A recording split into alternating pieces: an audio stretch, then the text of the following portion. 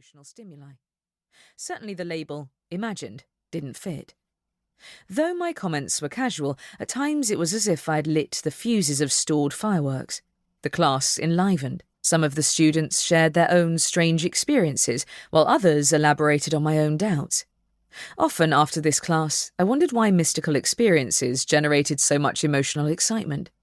Was repressed information surfacing, or was it because these issues were being discussed at a university 25 years ago?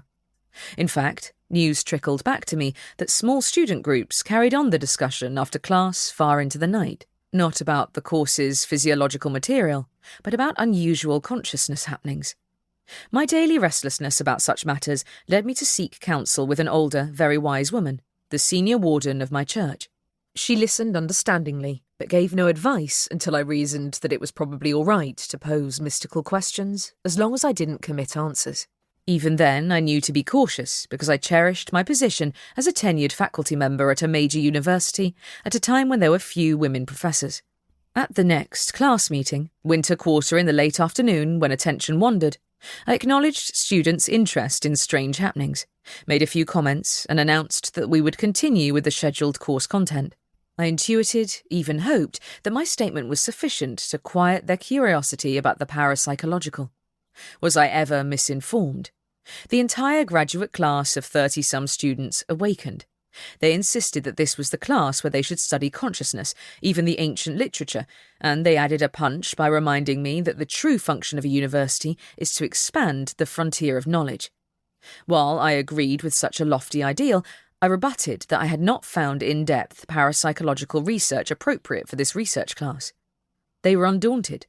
What better, they said, than to critique the existing research, question the phenomenological premises, and design a new direction?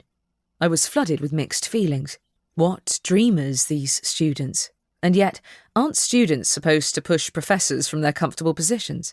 Though I did not change the course, I offered to stay an extra half hour for those who wanted to talk about psychic and esoteric experiences, about chakras, entities, past lives, for fun and just to understand what much of the world believed.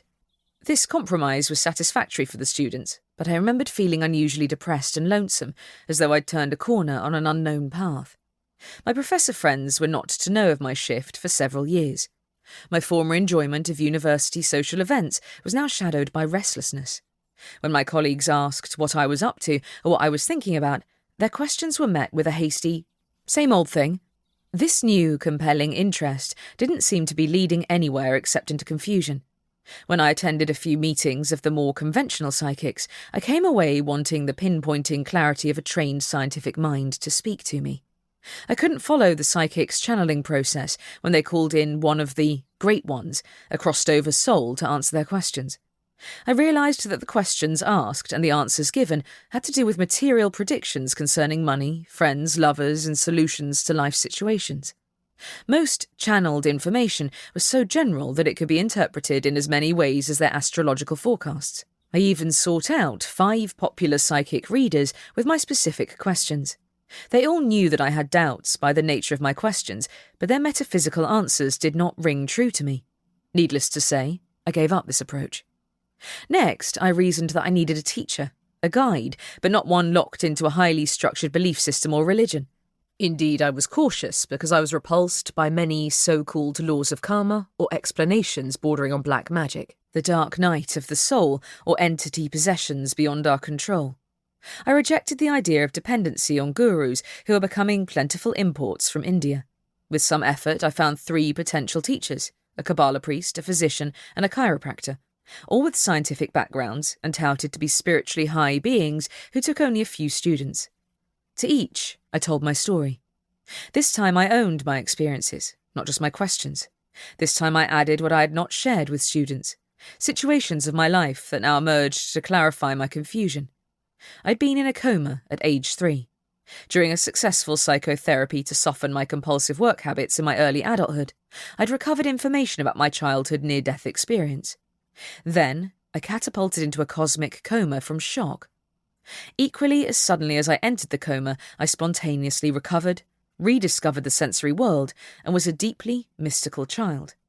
I knew things that ordinary children didn't know, according to my mother, a trained early childhood teacher. My father, a college educated.